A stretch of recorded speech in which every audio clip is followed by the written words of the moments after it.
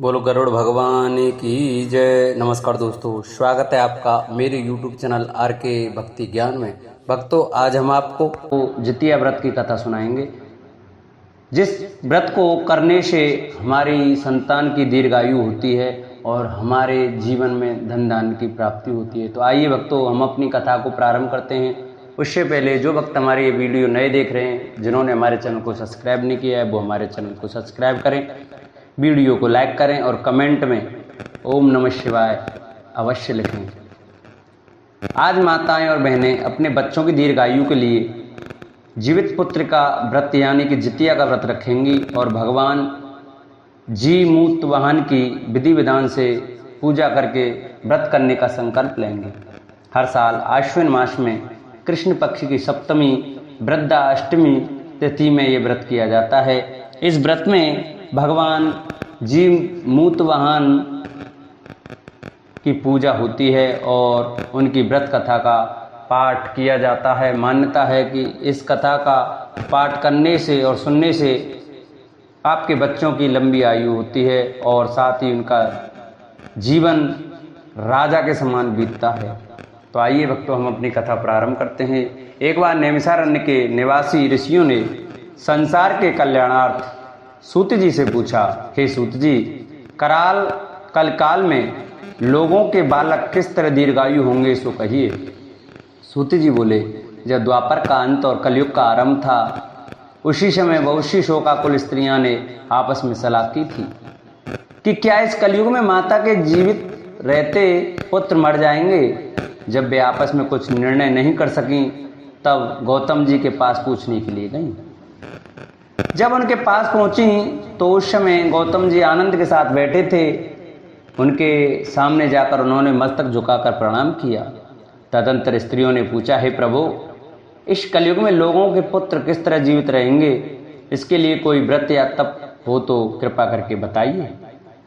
इस तरह उनकी बात सुनकर गौतम जी बोले, आपस में बहुत बातें कहूँगा जो मैंने पहले से सुना है। गौतम जी ने कहा, जब महाभारत युद्ध का अंत हो गया और द्रौपद पुत्र अश्वत्थामा के द्वारा अपने बेटों को मरा देखकर सब पांडव बड़े दुखी हुए, तो पुत्र के शोक से व्याकुल होकर द्रौपदी अपनी सखियों के साथ ब्राह्मण श्रेष्ठ धौम्य के पास गईं और उसने धौम्य से कहा, हे विपेंद्र, कौन सा उपाय करने से बच्चे दीर्घायु हो सकते हैं, कृपया करके ठीक ठीक कहिए।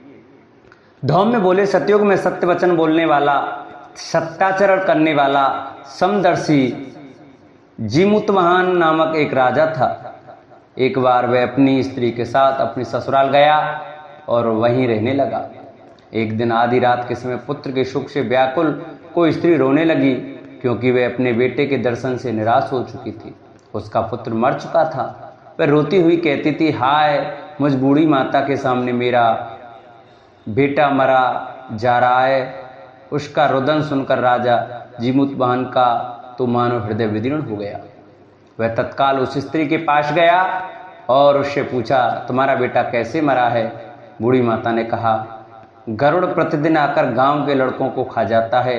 इस पर दयालु राजा ने कहा, माता, अब तुम रो मत, आनंद से बैठो, मैं तुम्हारे बच्चे को बचाने का यत्न करता हूँ। ऐसा कहकर राजा उस स्थान पर गया जहाँ गरुड़ आकर प्रतिदिन मांस खाया करता था। उसी समय गरुड़ भी उस पर टूट पड़ा और मांस खाने लगा।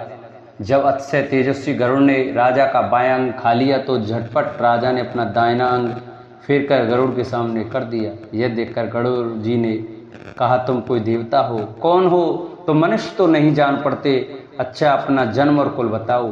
पीड़ा से व्याकुल मन वाले राजा ने कहा, हे पक्षीराज, इस तरह के प्रश्न करना व्यर्थ है, तुम अपनी इच्छा भर मेरा मांस खाओ। यह सुनकर गरुड़ रुक गए और बड़े आदर से राजा के जन्म और कुल की बात पूछने लगे। राजा ने कहा, मेरी माता का नाम शैव्या और मेरे पिता का नाम शालिवाहन है। सूर्यवंश में मेरा जन्म हुआ है और जीमूतवाहन मेरा नाम है। राजा की दयालुता देखकर गरुड़ ने कहा, हे माँ बाप, तुम्हारे मन में जो अभिलाषा हो वह वर मांगो। राजा ने कहा, हे पक्षीराज, यदि आप मुझे वर दे रहे हैं तो वर दीजिए कि आपने अब तक जिन प्राणियों को खाया है वे सब जीवित हो जाएं।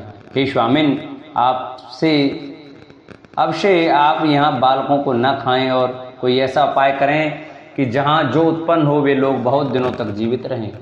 धम्म ने कहा कि पक्षीराज गरुड़ राजा को वरदान देकर स्वयं अमृत के लिए नागलोक चले।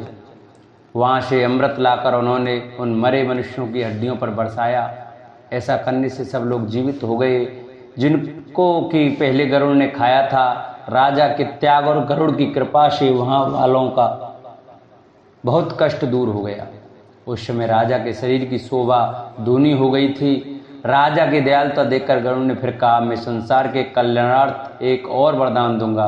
आज अश्विन कृष्ण सप्तमी से रहित शुभ अष्टमी तिथि है।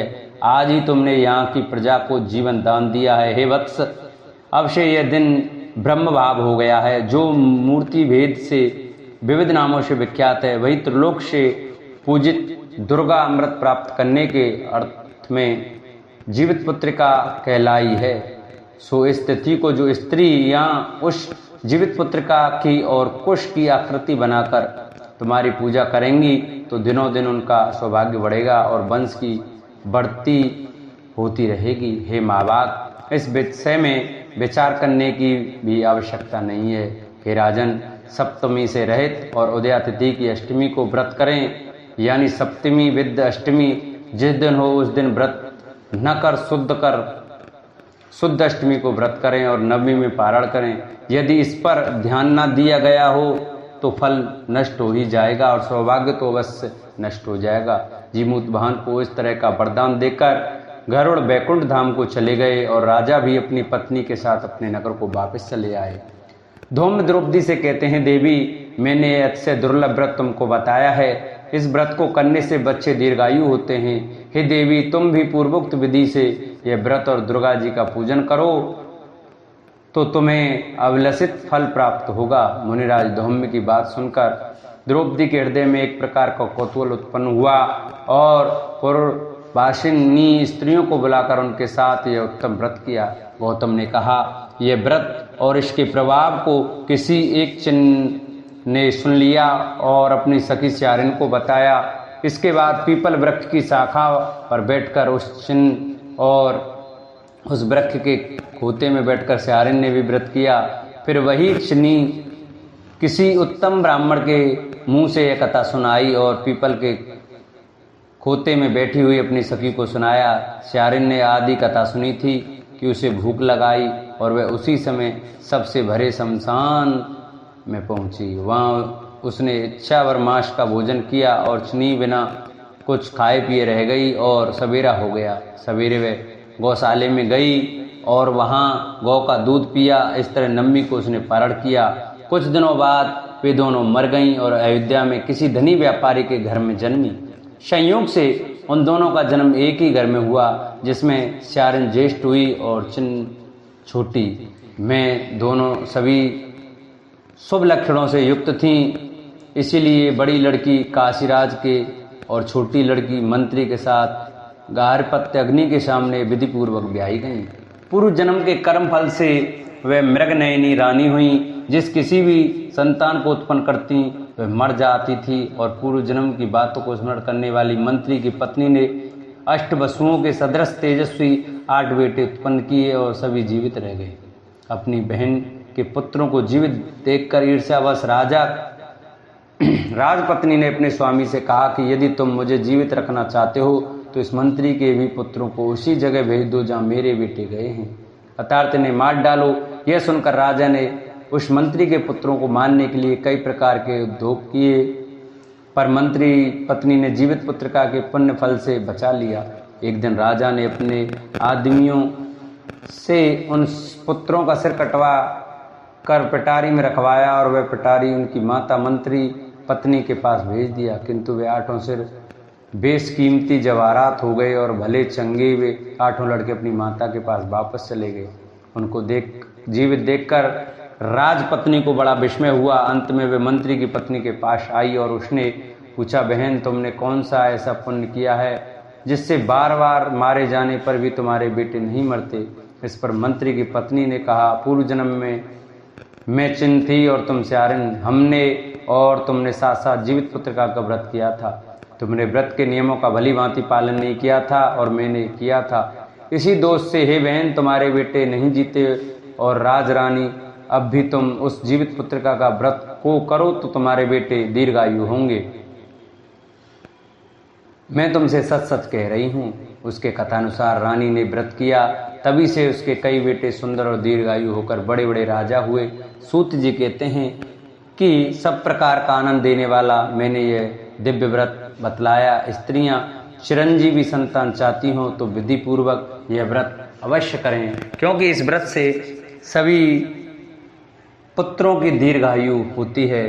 तो जिन भक्तों को हमारी यह कथा अच्छी लगी हो वो हमारी कथा को शेयर करें, चैनल को सब्सक्राइब करें, वीडियो को लाइक करें और कमेंट में जी मूत वाहन की जय अवश्य लिखें। बोलो बांके बिहारी लाल की जय।